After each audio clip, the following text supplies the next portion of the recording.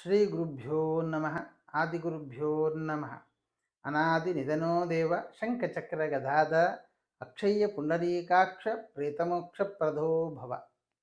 ನಾನು ಹಿಂದಿನ ವಿಡಿಯೋದಲ್ಲಿ ತಿಳಿಸಿದ್ದೆ, ಮುಂದಿನ ವಿಡಿಯೋದಲ್ಲಿ ಇನ್ನಷ್ಟು ವಿಷಯಗಳನ್ನು ನಿಮ್ಮ ಹತ್ರ ಹಂಚಿಕೊಳ್ಳುತ್ತೇನೆ ಅಂತ. ಕಾರಣ ಇಷ್ಟೇ, ಅವುಗಳನ್ನು ಸರಿಯಾದ ರೀತಿಯಾದ ಮಾಹಿತಿ ನಿಮಗೆ ತಲುಪಿಸಿದಾಗ ನೀವು ಮೋಸ ಹೋಗುವುದಿಲ್ಲ, ನಿಮ್ಮನ್ನು ಯಾರು ಮೋಸ ಮಾಡಲಿಕ್ಕೆ ಆಗುವುದೂ ಇಲ್ಲ. ಹಾಗಾಗಿ ಈ ಪ್ರೇತದ ಬಾಧೆಗಳನ್ನು ಚಿಂತನೆ ಮಾಡುವ ಪ್ರಕ್ರಿಯೆಗಳನ್ನು ತಿಳಿಸಿದ್ದೇನೆ. ಇದರಲ್ಲಿ ಪುರುಷರಿಗೆ ಬುಧಗ್ರಹ ದೃಷ್ಟಿ ಹೇಗೆ ಆಗುತ್ತೆ, ಯಾವ ಕೆಲಸವನ್ನು ಮಾಡಿದರೆ ಪುರುಷರಿಗೆ ಬುಧಗ್ರಹ ದೃಷ್ಟಿ ಬರುತ್ತೆ, ಯಾವ ಕೆಲಸವನ್ನು ಮಾಡಿದರೆ ಸ್ತ್ರೀಯರಿಗೆ ಬುಧಗ್ರಹ ದೃಷ್ಟಿ ಬರುತ್ತೆ. ಹಾಗಾದರೆ ಯಾವುದಕ್ಕೆ ಬುಧಗ್ರಹ ದೃಷ್ಟಿ ಬರುತ್ತೋ ಆ ಕೆಲಸವನ್ನು ಸರ್ವಥಾ ಮಾಡಬಾರದು ನಾವು. ಏನದು ಅಂತಂದರೆ, ಲುಬ್ಧಂ ಕ್ರೂರಂ ಭಯಾರ್ಥಂ ಹೃಷಿತಮತಿಶಠಂ ಪೂರ್ವವೈರಾನುಬದ್ಧಂ ನಷ್ಟದ್ರವ್ಯಂ ವಿಯುಕ್ತಂ ಪ್ರತಿಹತಮಶುಚಿಂ ಪ್ರಾಪ್ತಕಾಲಂ ಸರೋಗಂ ಹಾಸಾಂದಂ ಕಾಂತದೇಹಂ ನಿಧಿವಿಲಯಕರಂ ಕಾತರಂ ಭೂಷಿತಾಂಗಂ ರಾತ್ರಾವೇಕಾಕಿನಂ ಚ ಸ್ಮರಮತನಗಣಾಸ್ತಂ ಪುಮಾಂಸಂ ಗ್ರಸಂತಿ. ಇಂತಹ ಪುರುಷನನ್ನು ಅದು ಹಿಡಿದುಕೊಳ್ಳುತ್ತದೆ. ಎಂತಹ ಪುರುಷ? ಅತಿಯಾದ ಆಸೆಯನ್ನು ಹೊಂದುವುದು, ಜೊತೆಗೆ ಅತ್ಯಂತ ಕ್ರೂರನಾಗಿರೋದು, ಚಿಕ್ಕ ಚಿಕ್ಕ ವಿಷಯಕ್ಕೂ ಭಯಗ್ರಸ್ತನಾಗೋದು, ಭಯ ಬೀಳೋದು, ಅಧಿಕವಾದ ಬಾಯಾರಿಕೆ ಆಗ್ತಾ ಹೋಗೋದು, ಧೂರ್ತ ಸ್ವಭಾವ ಇರುವಂಥದ್ದು. ಯಾವತ್ತೋ ಒಂದು ಗಲಾಟೆ ಆಗಿರುತ್ತೆ, ಅದೇ ಗಲಾಟೆಯನ್ನು ಹಿಡಿದುಕೊಂಡು ಜೀವನ ಪೂರ್ತಿ ಸಾಗಿಸೋದು. ನಮ್ಮ ತಾತನ ಕಾಲದಲ್ಲಿ ಹಂಗೆ ಮಾಡಿದ್ರು ಅವ್ರ ತಾತ, ನಮ್ಮಪ್ಪ ಹಂಗೆ ಮಾಡಿದ, ನಾನು ಹಾಗೆ ಮಾಡ್ತೀನಿ ಅಲ್ವಾ. ಪೂರ್ವ ವೈರ ಬಿಟ್ಟು ಬಿಡಬೇಕು. ಯಾವತ್ತೂ ವೈರವನ್ನು ನಾವು ಕ್ಯಾರಿ ಮಾಡಲೇಬಾರದು. ಯಾಕೆಂದರೆ ಅಂತಹವರಿಗೆ ಬುಧಗ್ರಹ ದೃಷ್ಟಿ ಬರುತ್ತೆ. ನೀವು ಯಾರಾದರೂ ಕ್ಯಾರಿ ಮಾಡ್ತಾ ಇದ್ದರೆ ಅದನ್ನು ಅಲ್ಲೇ ಬಿಟ್ಟುಬಿಡಿ, ಶತ್ರುತ್ವವನ್ನು ಅಲ್ಲಿಯೇ ಬಿಟ್ಟುಬಿಡಿ. ಆಮೇಲೆ ಇಷ್ಟವಾದ ದ್ರವ್ಯವನ್ನು ಕಳ್ಕೊಂಡವನನ್ನು, ಯಾವಾಗಲೂ ಒಂಟಿಯಾಗಿರೋದು, ಯಾರ ಜೊತೆಗೆ ಬೆರೆಯೋದೇ ಇಲ್ಲ, ಒಬ್ಬರೇ ಇರೋದು. ಕೇಳಿದ್ರೆ ನನಗೆ ಒಬ್ಬನೇ ಇರೋದೇ ಇಷ್ಟ. ಯಾಕೆ? ಪಕ್ಕದಲ್ಲಿ ಭೂತ ಇರುತ್ತೆ, ಅದ್ರ ಜೊತೆ ಸಂಸಾರ ಮಾಡ್ತಾ ಇದ್ದೇವೆ, ಮನುಷ್ಯರ ಜೊತೆ ಹೇಗೆ ಬೆರೀತಾನವ? ಬುಧಗ್ರಹ ದೃಷ್ಟಿ ಈ ಥರದ ವ್ಯಕ್ತಿಗಳನ್ನು ಹಿಡಿದುಕೊಳ್ಳುತ್ತೆ. ಗ್ರಸಂತಿ ಅಂತ ಹೇಳುತ್ತೆ ಶಾಸ್ತ್ರ. ಆಮೇಲೆ ಪ್ರತಿಯೊಂದು ವಿಷಯದಲ್ಲೂ ಸೋಲೋದು, ಅಂತಹ ವ್ಯಕ್ತಿಯನ್ನು. ಕೊಳಕು ಶರೀರವನ್ನು ಧಾರಣೆ ಮಾಡೋದು, ಸರಿಯಾಗಿ ಸ್ನಾನ ಮಾಡದೇ ಇರೋದು, ದೇಹದ ಶುದ್ಧಿಯನ್ನು ಮಾಡಿಕೊಳ್ಳದೇ ಇರೋದು, ಮಲಮೂತ್ರಾದಿಗಳನ್ನು ಸರಿಯಾದ ಸಮಯಕ್ಕೆ ವಿಸರ್ಜನೆ ಮಾಡದೇ ಹೋಗುವುದು, ಅದೆಲ್ಲವೂ ಕೂಡ ಇದಕ್ಕೆ ಕಾರಣ ಆಗುತ್ತೆ. ಇನ್ನು ಸದಾಕಾಲ ಬೇಸರದಲ್ಲಿರೋದು, ಮೃತ್ಯುವಿನ ಕಳೆ ಎದ್ದು ಹೊಡಿತಾ ಇರುತ್ತೆ. ಕೆಲವರು ಎದುರಿಗೆ ಬಂದಾಗ ಅಯ್ಯೋ ಇವನ ಮುಖ ನೋಡಿದ್ನ ಅಂತ ಅನಿಸ್ಬಿಡುತ್ತೆ. ಯಾಕೆ ಅಂದರೆ ಮುಖದಲ್ಲಿ ಕಳೆನೇ ಇಲ್ಲ, ಗೋಪಿಚಂದನ ಧಾರಣೆ ಇಲ್ಲ, ಭಸ್ಮ ಧಾರಣೆ ಇಲ್ಲ. ನಮಗೊಂದು ತಿಲಕವನ್ನು ಧಾರಣೆ ಮಾಡಿಕೊಳ್ಬೇಕಲ್ಲ ಹಣೆಯಲ್ಲಿ, ಅವಾಗ ನಮ್ಮ ಹಣೆ ಬರ ಯಾರಿಗೂ ಕಾಣಿಸೋಲ್ಲ.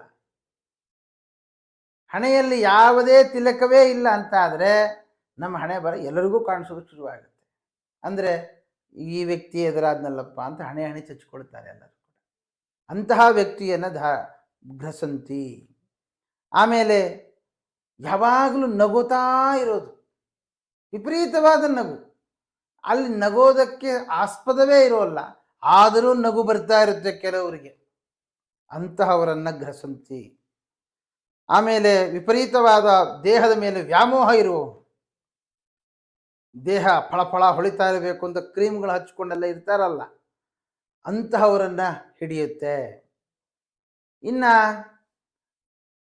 ತಂದೆ ಮಾಡಿದ ಸಂಪತ್ತೇ ಸಾಕು ಅಂತ ಹೇಳಿ ತಂದೆ ಮಾಡಿದ ಸಂಪತ್ತನ್ನೇ ನಂಬಿಕೊಂಡು ಜೀವನ ಮಾಡ್ತಾರಲ್ಲ, ಅಂತಹವರನ್ನು, ಅಂದರೆ ಹಳೆಯ ಸಂಪತ್ತನ್ನು ನಾಶ ಮಾಡುವವನನ್ನ, ಹೆದರಿದವನನ್ನ, ಸದಾ ಅಲಂಕಾರ ಮಾಡಿಕೊಂಡಿರುವವನನ್ನ, ರಾತ್ರಿಯ ಹೊತ್ತರಲ್ಲಿ ಒಬ್ಬನೇ ಓಡಾಡುವನನ್ನ, ಇಂತಹ ವ್ಯಕ್ತಿಗಳನ್ನು ರುದ್ರಗಣಗಳು ರುದ್ರಗಣಗಳು ಅಂತಹ ವ್ಯಕ್ತಿಯನ್ನು ಪೀಡಿಸುತ್ತೆ ಅಂತ ಹೇಳ್ತಾರೆ. ಇದು ಪುರುಷರಿಗೆ ಸಂಬಂಧಪಟ್ಟದ್ದು. ಇನ್ನು ಸ್ತ್ರೀಯರಿಗೆ ಸಂಬಂಧಪಟ್ಟದ್ದು.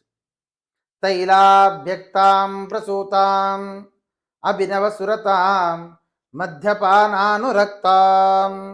ನಗ್ನಾಂ ಉತ್ಪನ್ನ ಸತ್ವಾಂ ಸ್ಮರಶರ ವಿವಶಾಂ ಮುಖ್ಯಮಾನಾಂ ವಿಹಾರೈಃ ರತ್ಯಾಂ ಶೃಂಗಾಟಕಸ್ಥಾಂ ಋತು ಸಮಯಯುತಾಂ ಪುಂಶ್ಚಲೀಕಾಂ ಮೃದಂತಿ ಏಕಾಂತಾಂ ಕಾಂತದೇಹಾಂ ಸ್ತ್ರಿಯಮಪಿ ವಿಷಮ ಗುಹ್ಯಕಾ ಸಂಸ್ಪೃಶಂತಿ. ಇಂತಹ ಸ್ತ್ರೀಯರನ್ನ ಭೂತಗ್ರಹಗಳ ಸ್ಪರ್ಶ ಮಾಡ್ತವೆ, ಭೂತಗಣಗಳು ಸ್ಪರ್ಶ ಮಾಡ್ತವೆ. ಯಾರನ್ನ? ಎಣ್ಣೆ ಹಚ್ಚಿ ಸ್ನಾನ ಮಾಡ್ತಾ ಇರುವವಳನ್ನ. ಅಂದರೆ ಎಣ್ಣೆ ಹಚ್ಚಲೇಬಾರದೆ? ಹಾಗಲ್ಲ, ಅಭ್ಯಂಗ ಸ್ನಾನ ಮಾಡಬೇಕು. ಎಣ್ಣೆ ಹಚ್ಕೊಂಡು ತಲೆ ಉರಿ ಬಿಟ್ಟುಕೊಂಡು ಊರೆಲ್ಲ ತಿರುಗ್ತಾ ಇರಬಾರ್ದು. 5-10 ನಿಮಿಷ ಎಣ್ಣೆ ಹಚ್ಕೊಂಡು ತಕ್ಷಣ ಸ್ನಾನ ಮಾಡಿಬಿಡಬೇಕು. ಹೆಚ್ಚು ಹೊತ್ತು ಎಣ್ಣೆ ಹಚ್ಕೊಂಡು ಇರಬಾರ್ದು ಹೆಂಗಸರು. ಅಂತಹ ಹೆಂಗಸರನ್ನು ಭೂತಗ್ರಹಗಳು ಸ್ಪರ್ಶ ಮಾಡ್ತವೆ. ಬಾಣಂತಿಯನ್ನು, ಅದಕ್ಕೆ ಬಾಣಂತಿಯರು ಊರಲ್ಲಿ ತಿರುಗಬಾರ್ದು ಅಂತ ಹೇಳೋದು. ಒಂದೇ ರೂಮಲ್ಲಿ ಇರಬೇಕು, ಆ ರೂಮಿನಲ್ಲಿ ಹೊಗೆ ಹಾಕ್ತಾ ಇರಬೇಕು. ಯಾರಂದರೆ ಅವರು ಬಾಣಂತಿ ರೂಮ್ಗೆ ಹೋಗೋ ಹಾಗಿಲ್ಲ. ಇವತ್ತಿನ ದಿವಸ ಬಾಣಂತನ ಏನು ಪರವಾಗಿಲ್ಲ, ಫ್ಯಾನು ಹಾಕ್ಕೊಳ್ತೇವೆ, ಮನೆಯನ್ನು ತಿರುಗ್ತೇವೆ, ಊರೂರು ತಿರುಗ್ತಾ ಇರ್ತೇವೆ. ಯಾಕಂದರೆ ಶಾಪಿಂಗ್ ಮಾಡಬೇಕು ಅನ್ನೋ ಹುಚ್ಚು. ಅದರಿಂದಾಗಿ ತಮ್ಮ ದೇಹವನ್ನು ಹೇಗೆ ಕಳ್ಕೊಳ್ತಾರೆ, ಜೊತೆಗೆ ಭೂತಗಣಗಳ ದೃಷ್ಟಿಯೂ ಅವರ ಮೇಲೆ ಬೀರುತ್ತೆ. ಹಾಗಾಗಿ ಹಿಂದಿನವರು ಮಾಡಿದ ಪರಂಪರೆ ಸಂಪ್ರದಾಯ ಇದೇ ದೃಷ್ಟಿಯಿಂದ. ಆಮೇಲೆ ಮದ್ಯಪಾನವನ್ನು ಮಾಡುವವಳನ್ನು, ನೋಡಿ, ಮದ್ಯಪಾನ ಮಾಡುವುದು ಗಂಡಸರಿಗಾಗುವಾಗ ಹೇಳಲಿಲ್ಲ, ಹೆಂಗಸರಿಗಾಗುವಾಗ ಹೇಳ್ತಾ ಇದ್ದಾರೆ. ಯಾರು ಯಾವುದನ್ನು ಮಾಡಬೇಕು, ಯಾವುದನ್ನು ಮಾಡಬಾರದು, ಏನು ಮಾಡಿದರೆ ಏನು ದೋಷ ಅನ್ನೋದನ್ನು ಸ್ಪಷ್ಟವಾಗಿ ಹೇಳ್ತಾ ಇದ್ದಾರೆ. ಆಮೇಲೆ ವಿವಸ್ತ್ರಳನ್ನು, ವಸ್ತ್ರವಿಹೀನಳಾಗಿ ಇರುವಂತಹ ವ್ಯಕ್ತಿಗಳನ್ನು ಭೂತಗಣಗಳು ಸ್ಪರ್ಶ ಮಾಡ್ತವೆ. ಗರ್ಭಿಣಿಯನ್ನು, ಕಾಮಪರವಶಳಾದವಳನ್ನು, ವಿಹಾರ ಸ್ಥಳದಲ್ಲಿ ನಗನಗುತ್ತಾ ಇರುವವಳನ್ನು, ಅದಕ್ಕೆ ಹೊರಗಡೆ ಹೆಚ್ಚು ಹೆಂಗಸರು ನಗಬಾರದು ಅಂತ ಹೇಳ್ತಾರೆ. ರಾಜಮಾರ್ಗದಲ್ಲಿ ನಡೆಯುವವಳನ್ನು, 4 ರಸ್ತೆಗಳು ಕೂಡುವ ಸ್ಥಳದಲ್ಲಿ ಇರುವವಳನ್ನು, ಋತುಮತಿಯಾಗಿರುವವಳನ್ನು, ವ್ಯಭಿಚಾರ ಮಾಡ್ತಾ ಇರುವವಳನ್ನು, ಅಳತಾ ಇರುವವಳನ್ನು, ಏಕಾಂತದಲ್ಲಿ ಒಬ್ಬಳೇ ಕಾಂತಿಯುತವಾದ ಶರೀರವನ್ನು ಧಾರಣೆ ಮಾಡಿಕೊಂಡು ಕೂತಿದ್ದಾಳೆ ಅಂದರೆ ಅಂತಹವಳನ್ನು, ದೇಹ ಮನಸ್ಸುಗಳಲ್ಲಿ ವಿಷಮವಾಗಿ ಚಿಂತನೆ ಮಾಡುವವಳನ್ನು, ಇಂತಹ ಸ್ತ್ರೀಯರನ್ನು ಭೂತಗಣಗಳು ಸ್ಪರ್ಶ ಮಾಡ್ತವೆ. ಸ್ಪರ್ಶ ಅಂದರೆ ಸುಮ್ಮನೆ ಮುಟ್ಟೋದು ಅಂತಲ್ಲ, ಪರಿಪೂರ್ಣ ಆಕ್ರಮಣ ಮಾಡಿಕೊಂಡು ಬಿಡುತ್ತವೆ. ಹಾಗಾಗಿ ನಮಗೆ ಅರ್ಥವೇ ಆಗೋಲ್ಲ, ಹೆಂಗಿದು, ಯಾವ ರೀತಿಯಾಗಿ ನಮಗೆ ಇದೆಲ್ಲ ದೋಷಗಳು ಬಂತು. ಈ ಹಳ್ಳಿಗಳಲ್ಲೆಲ್ಲ ಆಗುವಾಗ ಹೇಳ್ತಾರೆ, ಗಾಳಿ ಸೋಕಿದೆ ಅಂತ ಹೇಳ್ತಾರೆ, ಗ್ರಹಬಾಧೆ ಅಂತ ಹೇಳ್ತಾರೆ. ಇದೆಲ್ಲವೂ ಕೂಡ ಅದರಲ್ಲಿ ಸೇರುವಂತಹದ್ದು. ಹಾಗಾಗಿ ಈ ಭೂತಗಣಗಳ ಪೀಡೆ ಕಾರಣದಿಂದಾಗಿ ಏನಾಗುತ್ತೆ, ಯಶಾಂ ಸ್ಥಾನಾನಿ ಚೊಚ್ಚಂತೆ, ಏನಾಗುತ್ತೆ, ಅವಮಾನ, ಸಾಲ, ವೈರ, ವಿಘ್ನ ಇರುವಂತಹ ಭಾಗ್ಯವನ್ನು ಕಳ್ಕೊಳ್ಳೋದು, ಎಲ್ಲರಿಂದ ಬಯಸಿಕೊಳ್ಳೋದು,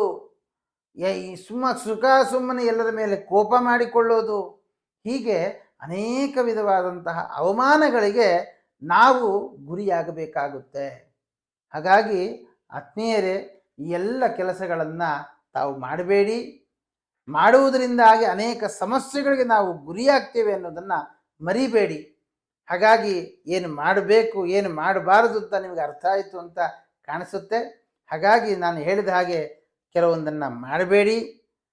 ಅದನ್ನು ಮಾಡೋದ್ರಿಂದಾಗಿ ಅನೇಕ ಸಮಸ್ಯೆಗಳನ್ನು ತಂದುಕೊಳ್ಬೇಕಾಗತ್ತೆ. ಆದ್ದರಿಂದ ಆ ಥರ ಸಮಸ್ಯೆಗಳನ್ನು ತಾವ್ಯಾರೂ ತಂದುಕೊಳ್ಬಾರದು ಅಂತ ದೇವರಲ್ಲಿ ಪ್ರಾರ್ಥನೆ ಮಾಡ್ತಾ ಶ್ರೀಕೃಷ್ಣಾರ್ಪಣಮಸ್ತು.